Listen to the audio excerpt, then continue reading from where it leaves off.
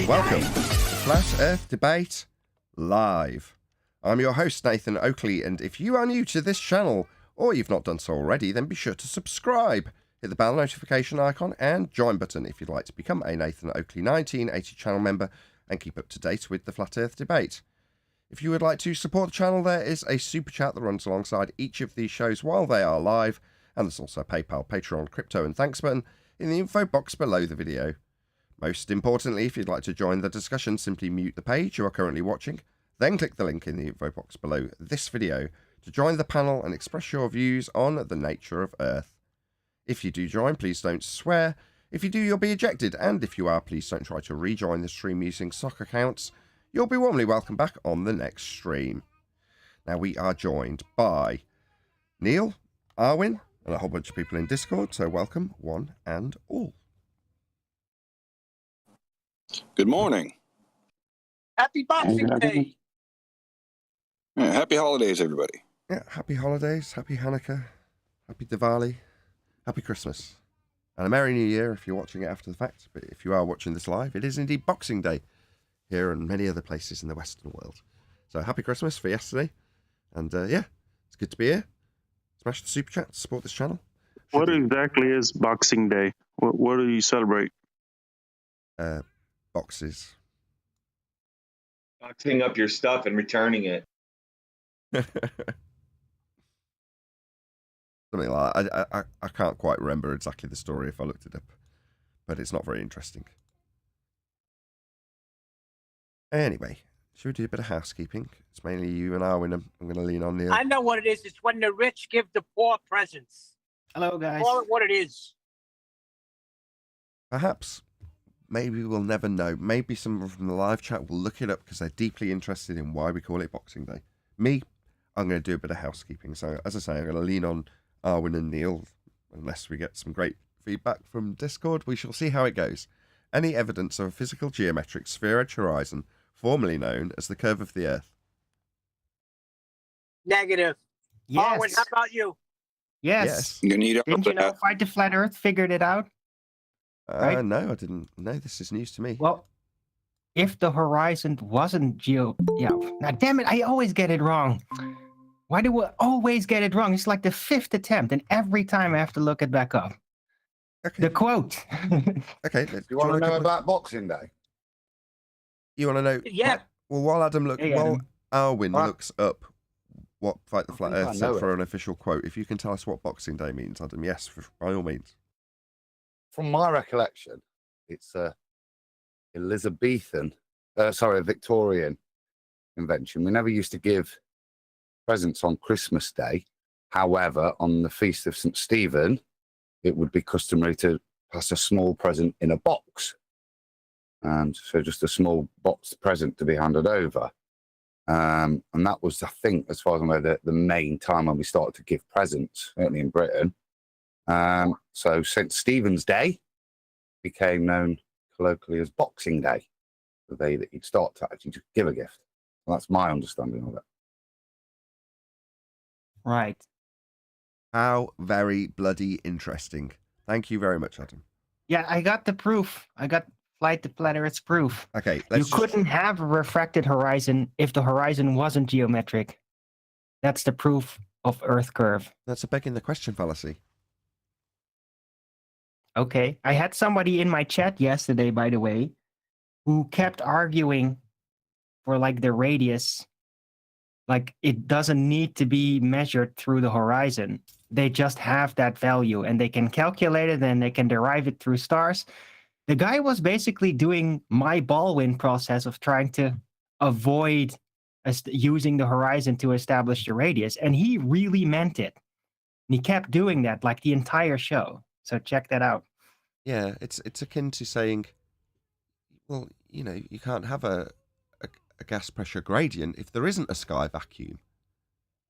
Like, no, because you beg the question that there is a geometric physical limitation to your view called Earth curve, that doesn't mean that because we've shown that it isn't a physical geometric sphere edge blocking your view, that the thing you now claim it to be, that's the singular horizon, could only be a refracted horizon if there was a geometric horizon to refract. Now that's a begging the question fallacy. Like, straight up, simple as begging the question. I assume that it's a sphere-edge horizon. We couldn't have any other horizon if it wasn't for the sphere-edge horizon, I assume, creating that horizon that we see.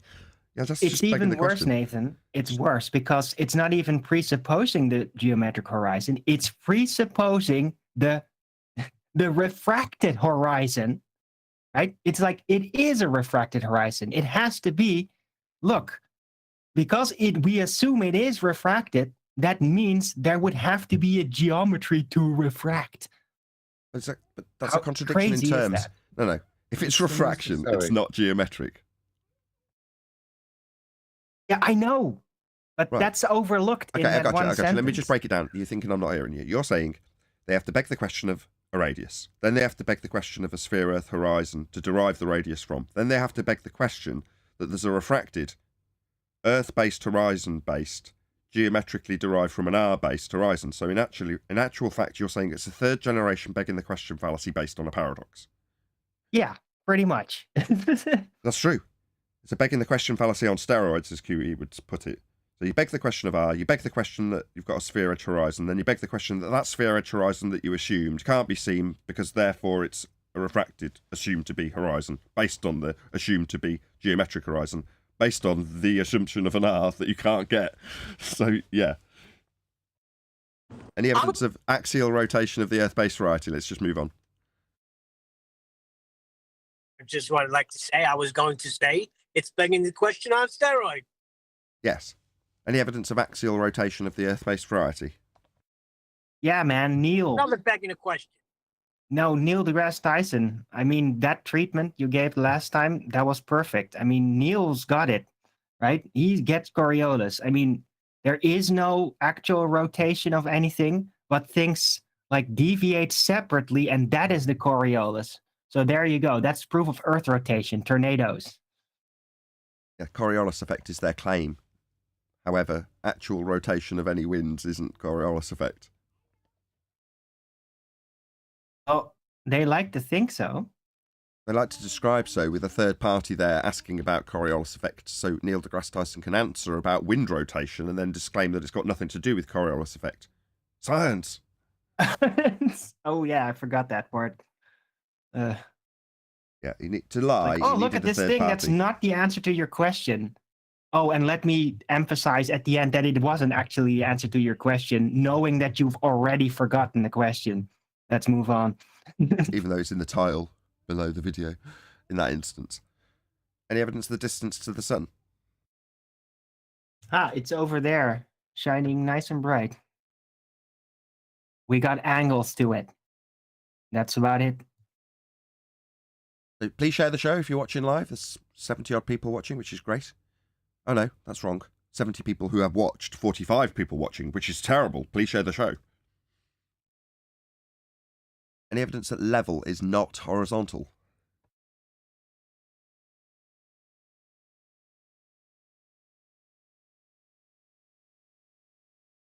I can't make anything up. That was a brain teaser. That was a brain teaser. How can you have horizontal and not be level? You can't. But in order for their assertion that level, i.e. water level, sea level, level in general, is conforming to the outside edge of a sphere, it would imply that level isn't horizontal by their assertions, even though in their own geometric mathematics they've got sea level and eye level, surface level, all horizontal lines, because they have to be. It's a geometric model that their sphere represents. So they need it to be horizontal. But obviously they've got water level curving around the outside edge of a sphere, nonsensically not matching the reality we actually endure.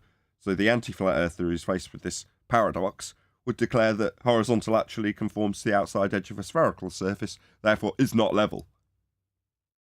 So you're saying because we can see way, way too far. Can we? That No, doesn't, I'm not saying line up with the fact that we see horizontal as being flat and level. That doesn't make sense why we can see for 20, 30 miles. You said two different things. You said we can see for 20 or 30 miles, and you said we can see too far, which I would categorically disagree with. What too far is by comparison to a sphere assumption of how far you should have your view limited by a sphere edge horizon geometric in nature at 1.2 times the square root of the observer sight in feet. And there's a natural tendency for a flat earther which I know you are, to state beyond that 1.2 times the square root of the observer's height in feet physical Earth curve edge horizon obstruction, if we can see beyond that, then we are seeing, quote, too far. No, we're not. That's correct. Back to the clock example. So I've given this many times before. If you've heard it, just switch off. Or don't, share the show. If you're stood, I think I gave it with Josh in your wiki most recently. So me and Josh being a baller, are stood looking at his view of the Chicago skyline across Lake Michigan. And as a baller, Josh in your wiki says, that's not actually Chicago, you know. I go, what? He goes, yeah, we're seeing too far. I go, what? Yeah, it's too far to be Chicago. Yeah? The Earth curve's obviously in the way. And again, I go, what?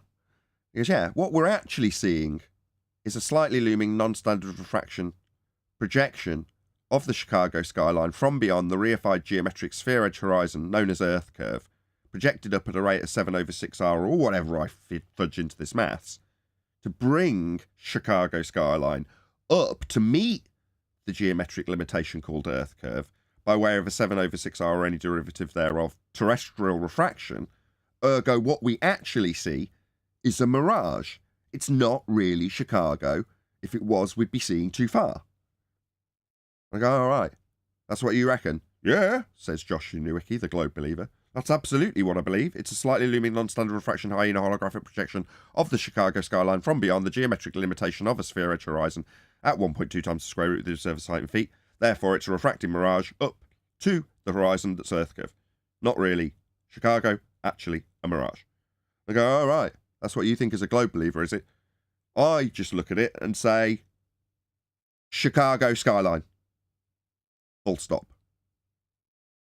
Absolutely no explanation is required whatsoever. There you go. That's what you've got to believe if you're a dumb Globe believer. You've got to believe that things that you see in the distance, because they wouldn't be there if there was a sphere edge in the way, suddenly you're seeing too far and it's explained by the thing being a bloody hologram.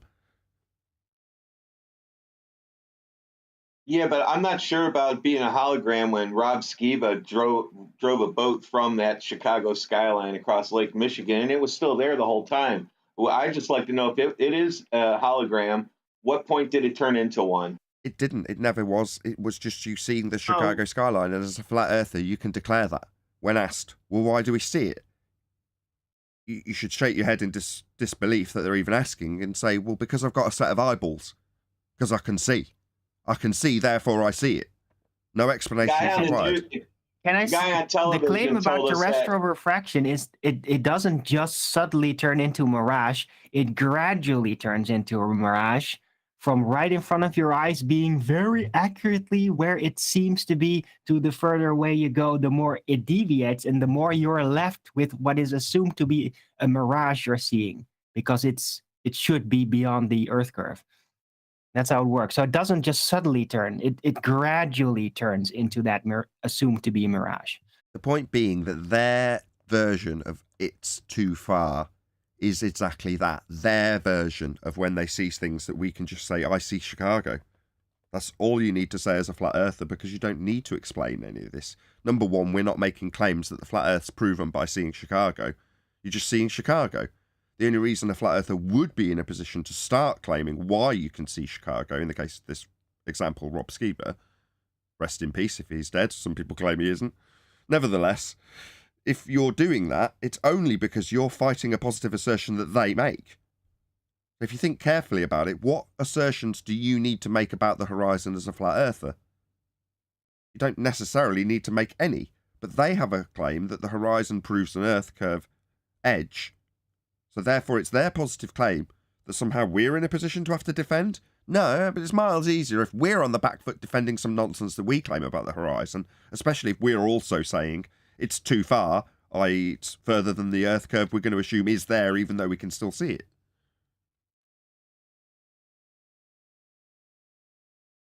Any evidence of a self-perpetuating molten iron core at the centre of a presupposed spherical Earth? Well, technically not yet. They thought they were going to get some, but it didn't work out. They were off continually. So, but they still assume that there should be something down there, like a magnetic core. Down where? Well, At hold the on. center of Earth. That's an oxymoron. You can't have molten iron and magnetism at the same time. They'll get to that when they find it. I take that as a no. No evidence of a self-perpetuating molten iron core at the centre of a presupposed spherical Earth based on an R value. Any evidence of the R value before we assume we've got spherical? Just to molten iron core? update that there is a new strap on, isn't there, to A new strap on? mitigate. Yeah. That was your A new Christmas present, wasn't it? plaster.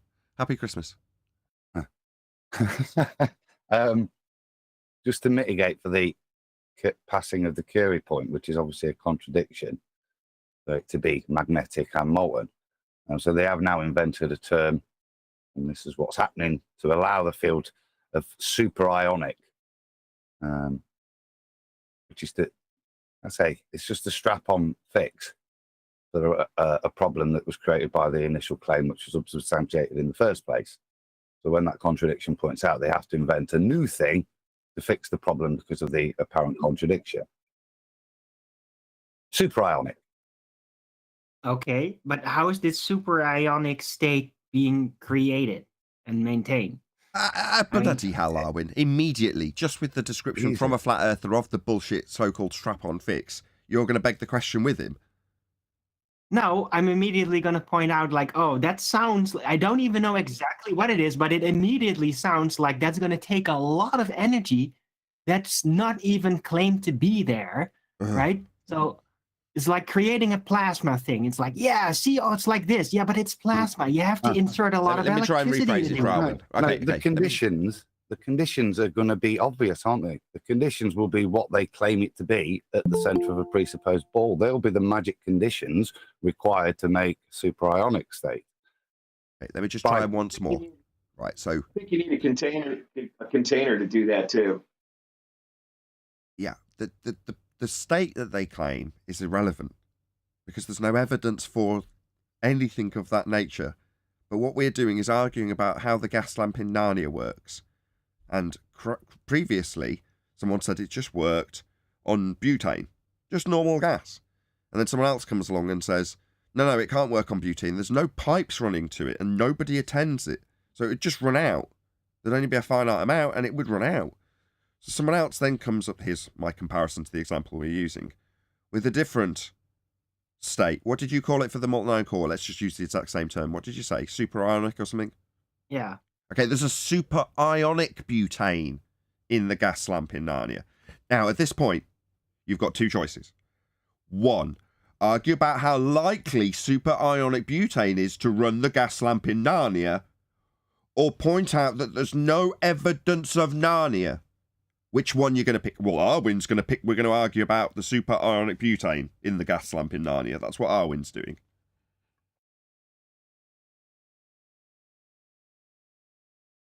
So let's try that once more.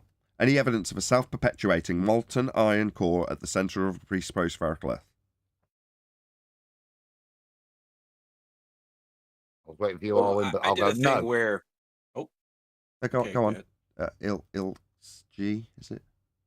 Yeah, I did a thing where I downloaded this thing called Chat GPT and I started asking it the housekeeping questions. And if I could, I'd like to read the answer for any evidence of self-perpetuating molten iron core at the center of a presupposed spherical Earth.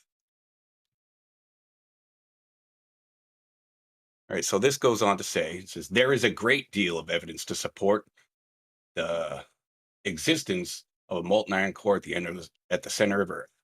This molten iron core is thought to be comprised mainly of nickel and iron. Now, funny thing, it says right there, thought to be, when they just said they have evidence to support it. And it is believed to be responsible for many of the Earth's geological features, including the Earth's magnetic field and the generation of earthquakes and volcanoes. Well, the last two are completely incorrect even within their own rhetoric. Earthquakes. Nathan, I was going to say that they actually went from knowing to a belief at the end. They said at the final part, it was just they believe. At the beginning, they said they have evidence. Then it was something else. Then they believe. So they're full of shit too.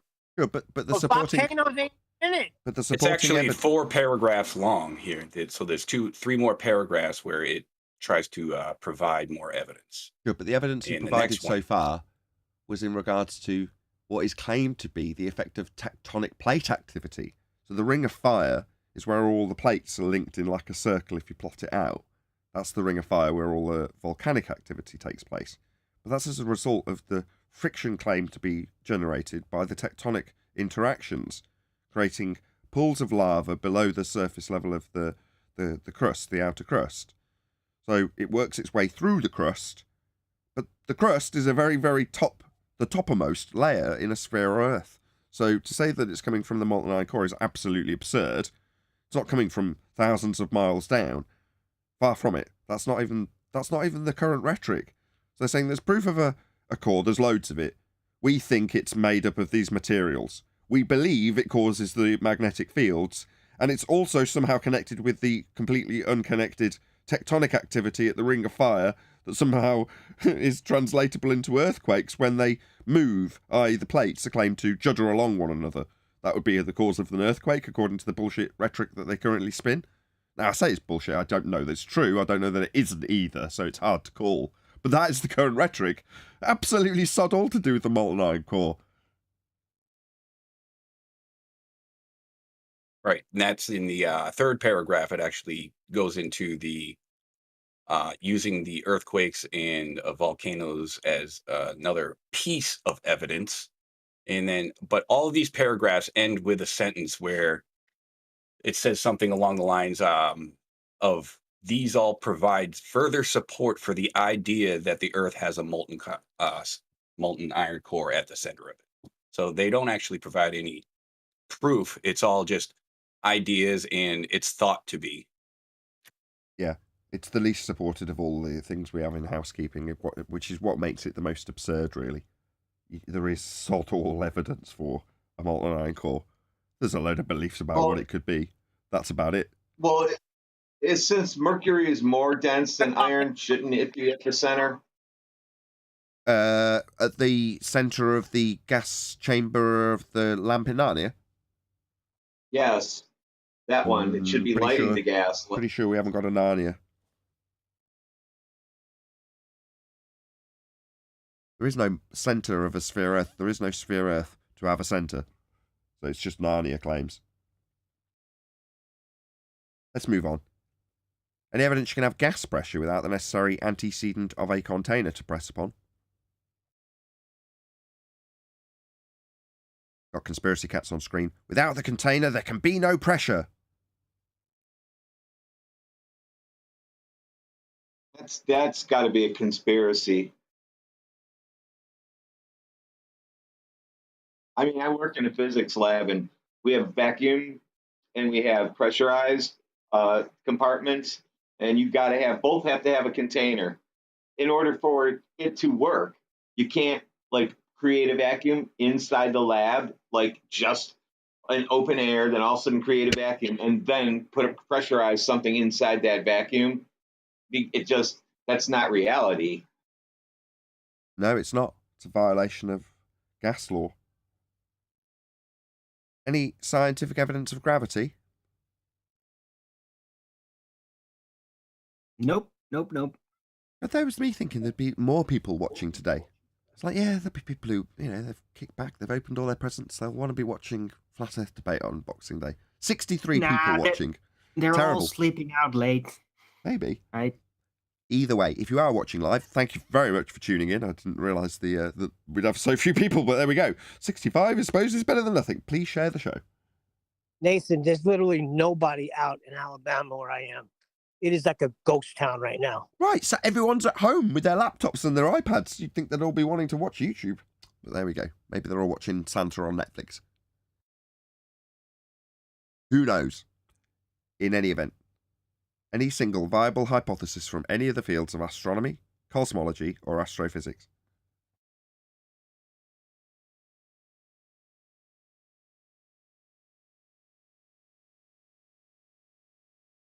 Negative.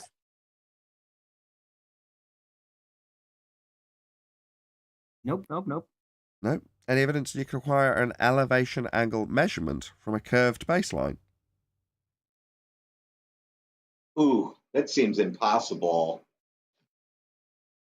That's technically impossible.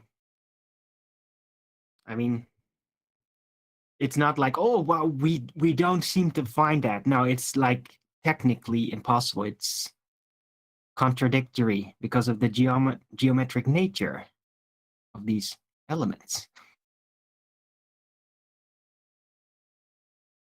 I think we've covered all the housekeeping questions.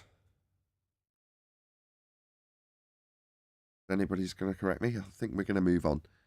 So, Adam, did your little noggin start ticking when I put my ideas in regards to tucking away the Scientology, basically heliocentrism rhetoric wrapped up in a religion, in the vaults on the gold discs? Well, yes. Is that not what? Yes, a little bit, because obviously there's the Voyager discs and plates, isn't it? It was kind of getting my head running around that, and why is it on that in years' time? What did that remind me of? And I said it reminded me of is it Joseph Smith, the founder of the Mormons? That's these the gold stuff, the gold in a hat, right? Yes, yeah. Joseph Smith, indeed. Is that Mormonism? Yeah.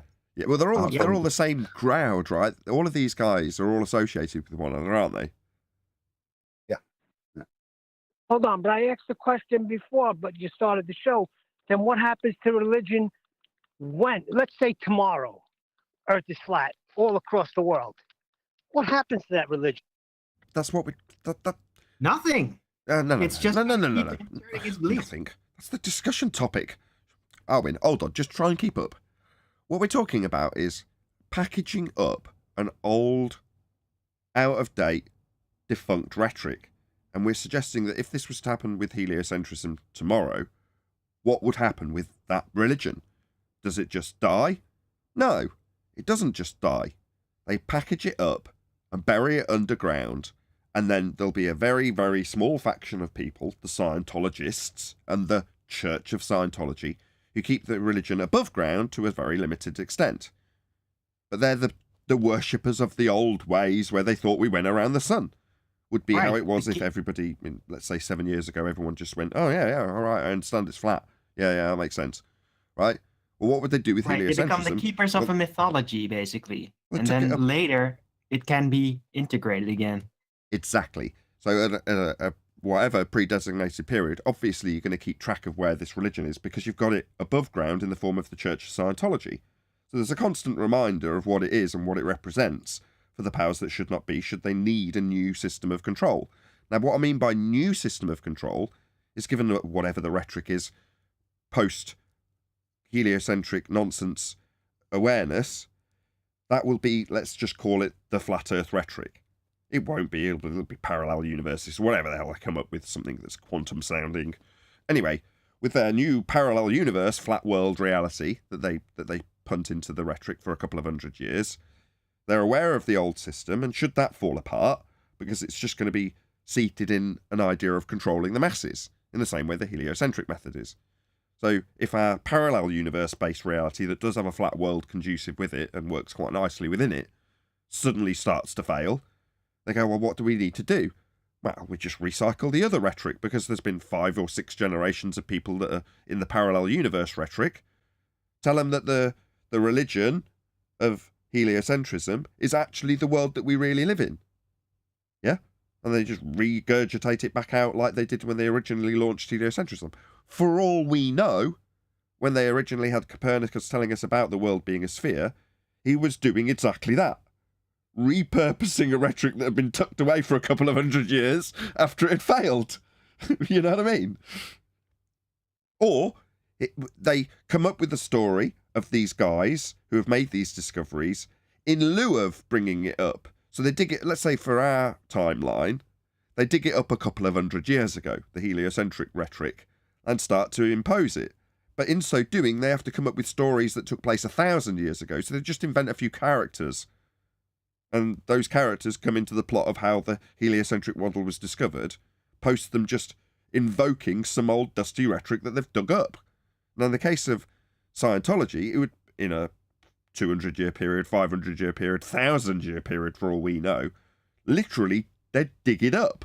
They'd go to the vaults, dig it out of the ground, and go, look, here we have something that we didn't know the world was. It turns out we're moving around the sun. We were all wrong about it being flat.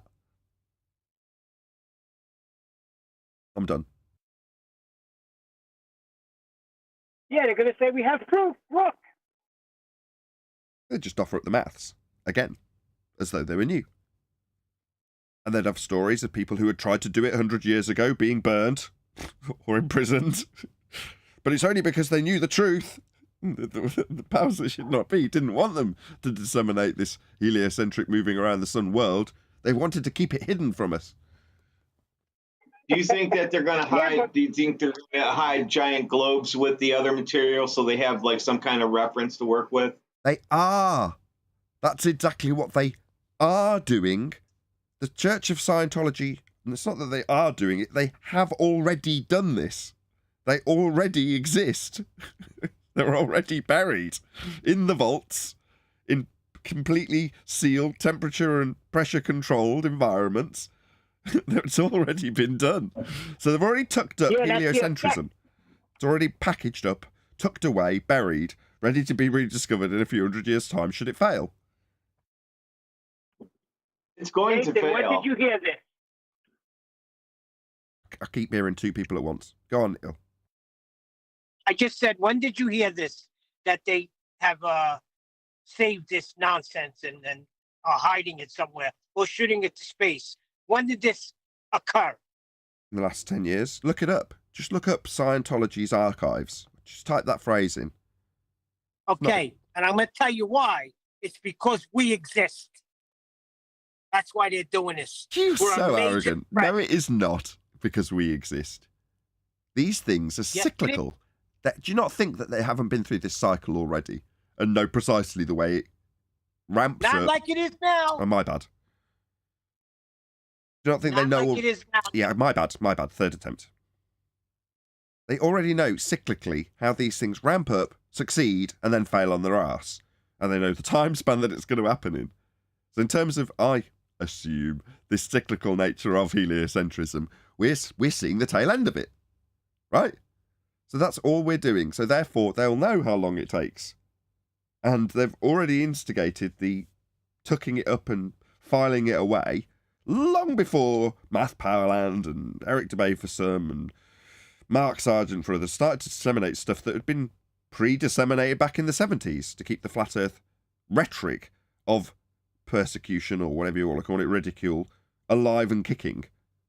Because that's part of the process. That's symbiotic to having a globe earth rhetoric. You've got to have the anti-globe rhetoric of reality suppressed in a way that it's still allowed to exist. A lot of the world is utilising the maps and the angle measurements to be functioning. So you can't kill it, but you keep it alive in ridicule. Well, that again is part of the process. So for me, if we're just part of the machine, it's not because of us. How dare you be so arrogant as to think we're that influential when we're just cogs, as far as I can tell. Just crappy cogs that don't get we don't get lots of oil being money. Smash the super chat to support this channel. Hold on. I'm not saying up in flat earth debate. I'm talking about the topic in general. It's gaining momentum more than it ever has before. But when you say gaining momentum, you mean more people are appreciating that the nature of their world is as it appears? Okay, that may very well be the case. But that obvious and observable nature of reality, to me, isn't something you can describe some people as waking up to. That just is the world. It didn't unfold when you had an appreciation for the deception that you were under. That's different. Well, the deception is a control structure, and control structures are destined and deemed preordained in many ways to fail because they're predicated or based on lies. So they're predetermined, they're gonna fail. So you have to have certain fail-safes in place, new rhetorics to replace them when they inevitably fail. So to assume that we've pushed the failure, I just think that's just nonsense. I'm not that arrogant. 75 watching. Hopefully we can maybe get to 100, which is like the standard that we normally are always at for a Boxing Day special show. Man, I wish I hadn't gone to the effort of arranging stuff for the kids to do for this hour. Not that I'm saying this isn't worth it. I'm having a lot of fun. Hopefully you are all too. You reminded me a little bit of Martin Leake in what you're describing. I mean, in a way, what you're claiming they're doing is what is being claimed has been done in the past, which is the resets. It's not a fanciful tale. Like I say, you could look at it and say that's exactly what guys like the Mud Flood, not necessarily going into Mud Flood, but the underlying accusation in all of that is that there has been a reset, and what you're saying there, that the revelation of old material to construct a new society, based on what they want, what they've buried, and what they're going to pull up after cataclysm, war, however they used it to make society forget. I just draw that analogy, Nathan, between what you're saying is going off, and it's very, very similar to how people are. So some people are viewing the past, sort of from the 1800s onwards.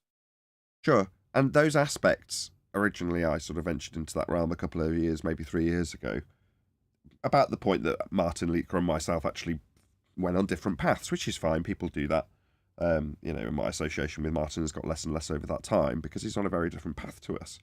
But it's nice that they occasionally meander past each other, because the psychopathic nature of the control that we are under tells me that they can't not be recycling stuff. They're not inventive enough to come up with new ideas in this regard. And when they're so refined, you're like, this stuff doesn't get that refined in 100 years. The wheels turn far slower than that.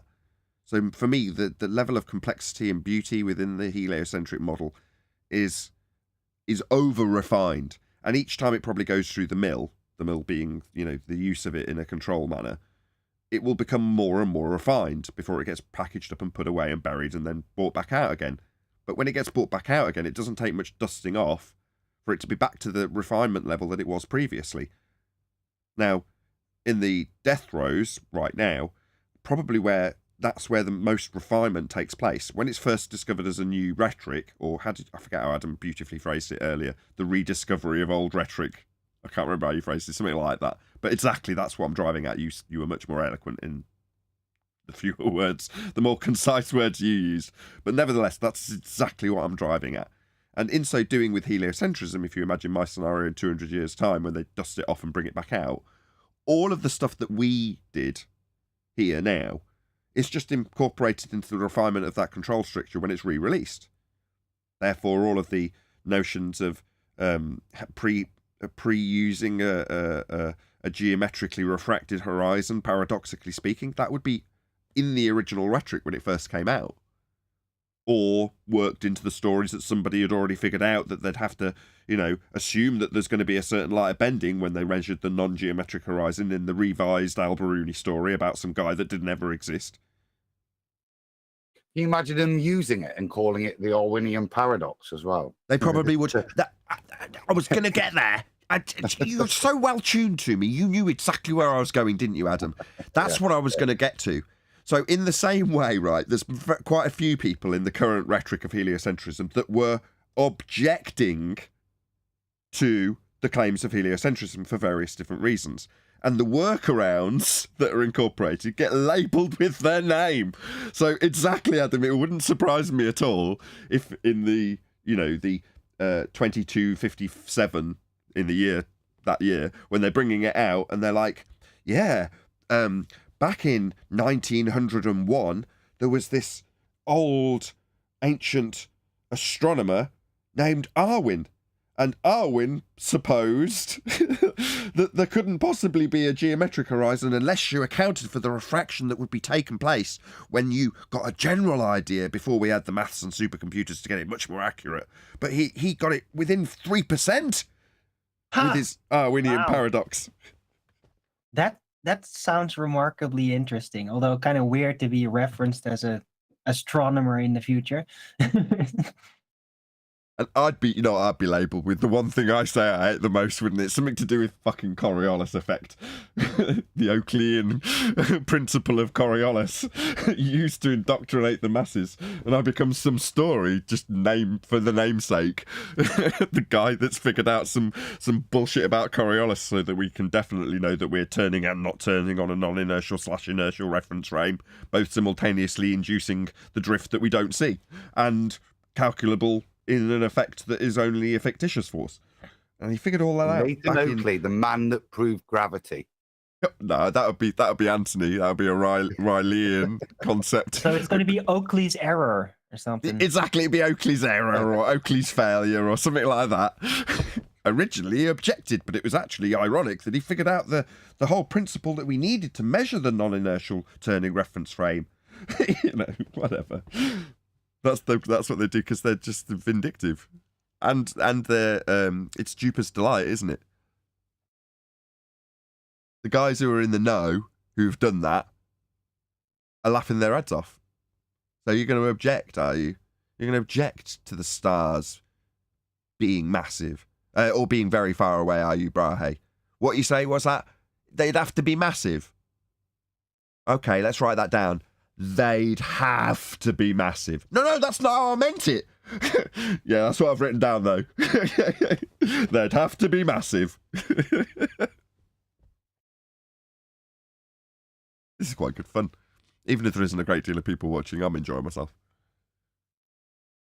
So yeah, Scientology, I think you should all keep an eye on it. I think it's an important subject to keep an eye on because it is just the religious branch of heliocentrism, to keep it refined, to tuck it away.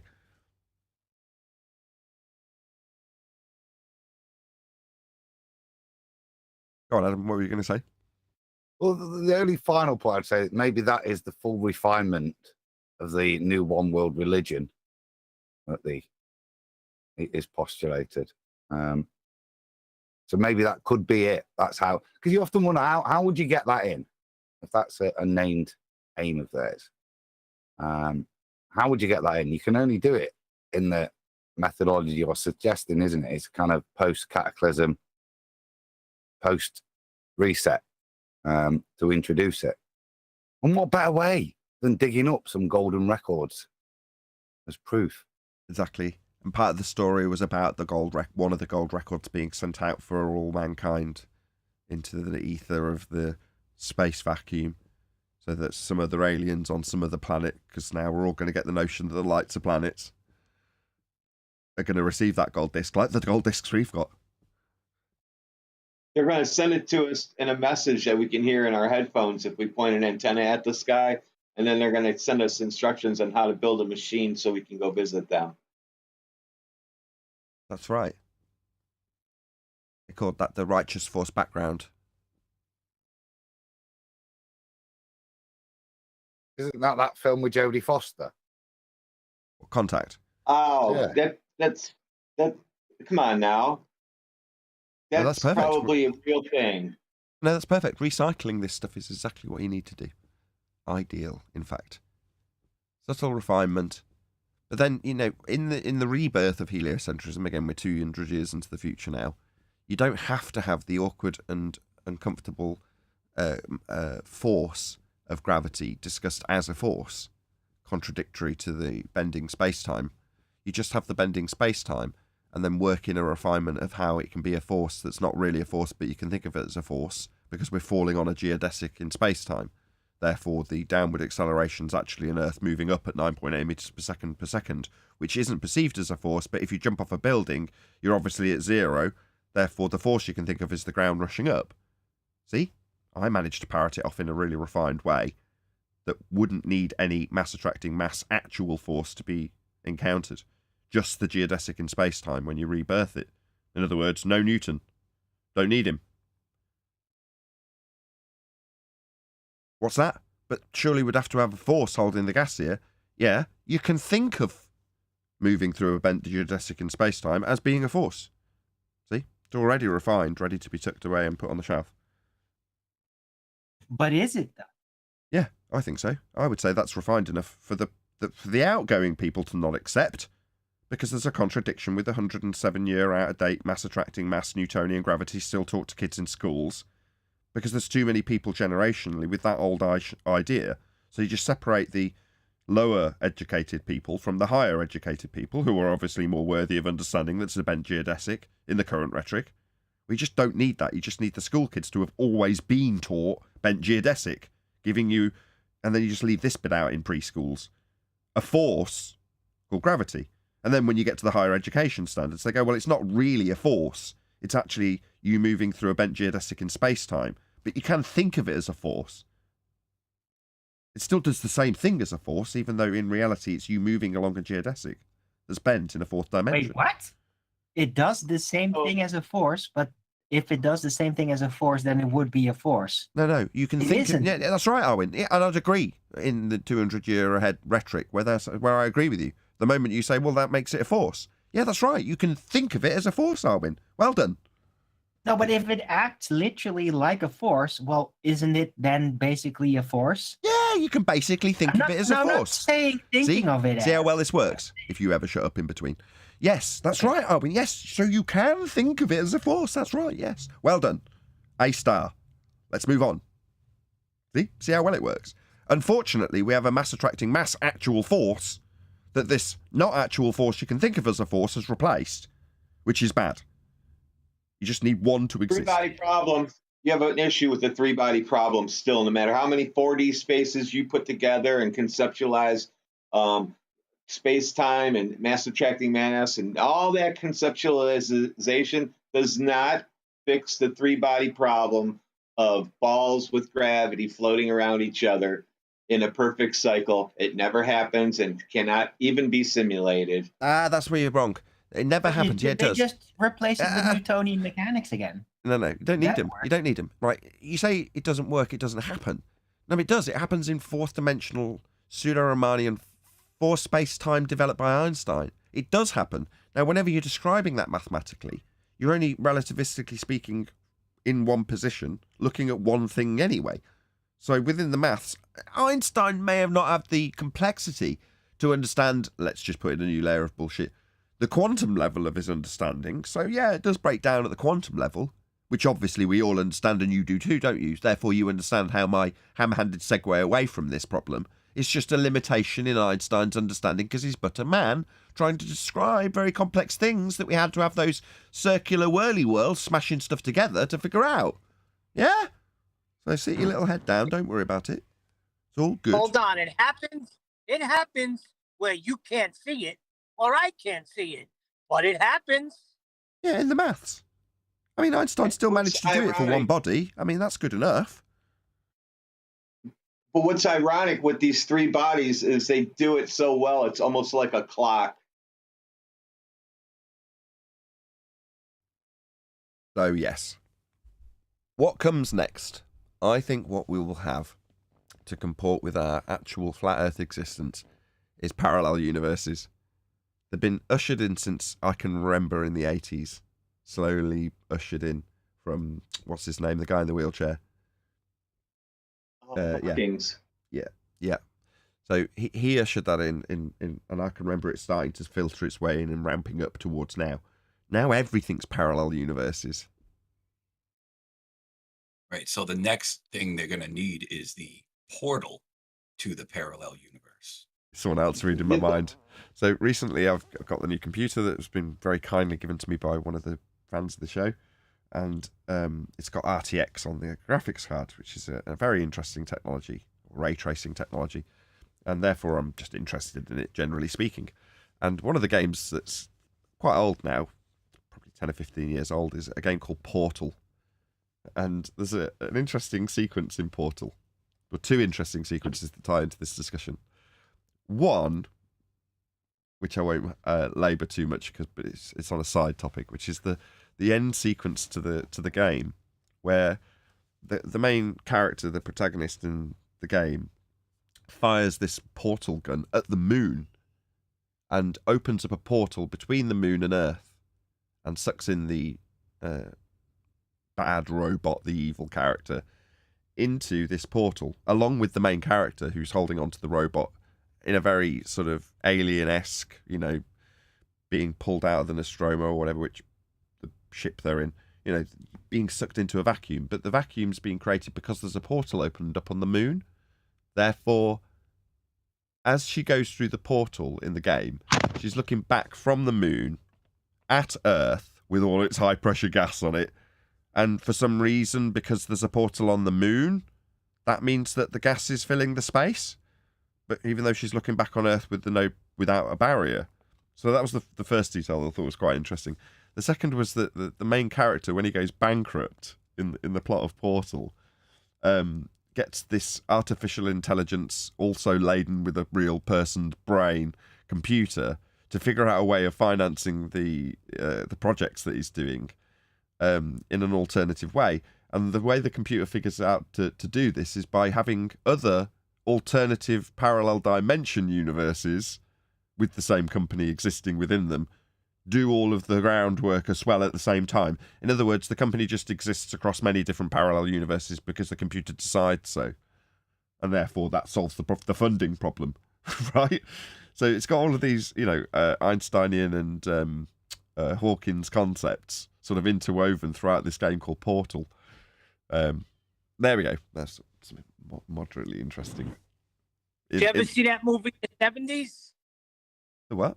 About that?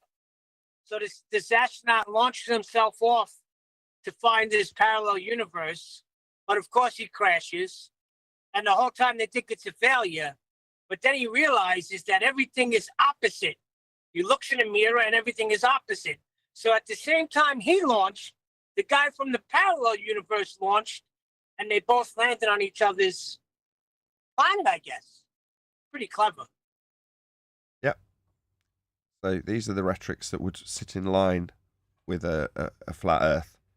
And they can slowly transition from a flat pancake of a heliocentric orbital motion world into just a straight up flat world.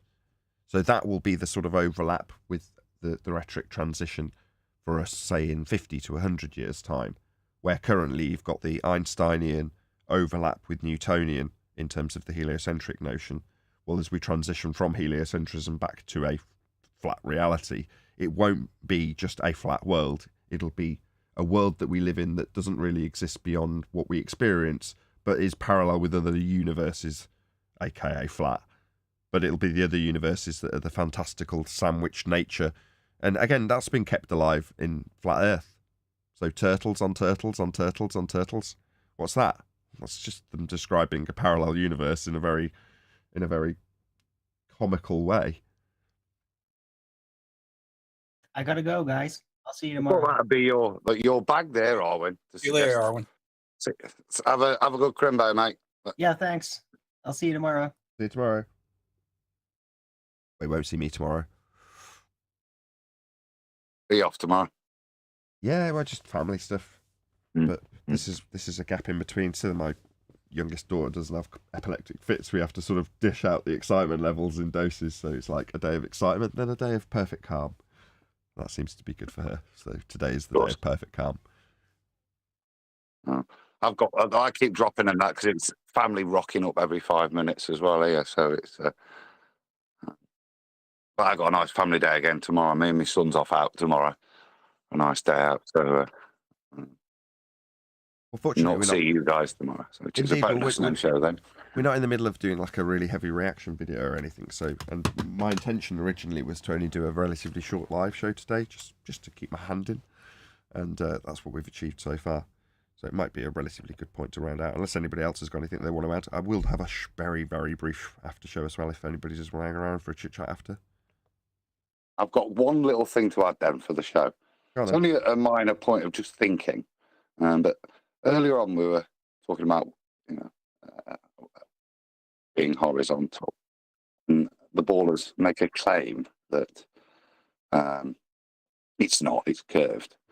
Now we talk about a water level, but I was just thinking, with regards to a water level is equidistant at sea level, and it's equidistant at altitude, but the rate of curvature on a water level, say on Lake Titicaca, 4 kilometres up, means you've got a bigger R value, which means you would have a different rate of change on your water levels based at different altitudes.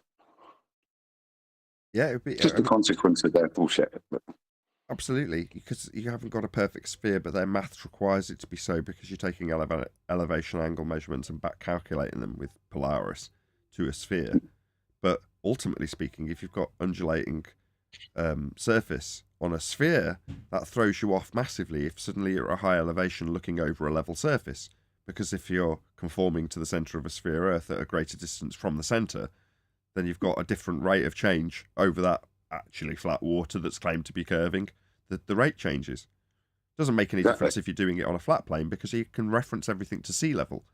So slightly higher, well, you're parallel. Doesn't make any difference. But it makes a massive difference on a sphere. just a minor point, but yeah, just something else.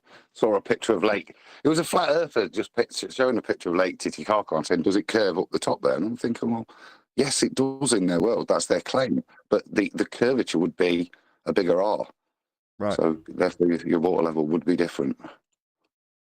Perfect. With that, I'm going to say, first and foremost, a huge, massive, enormous thank you to all of you who did tune in today, Boxing Day, for liking, commenting, sharing, subscribing, smashing the super chat, hitting the thanks button, and all that good stuff. And of course, a massive thank you to today's Discord and G+ panels for making today's live show possible. If you are watching this on either Nathan Oakley 1980 or Nathan Oakley premiering streams, then stay tuned as there will be an after show to follow. I've been Nathan Oakley and I will see you all in the next video.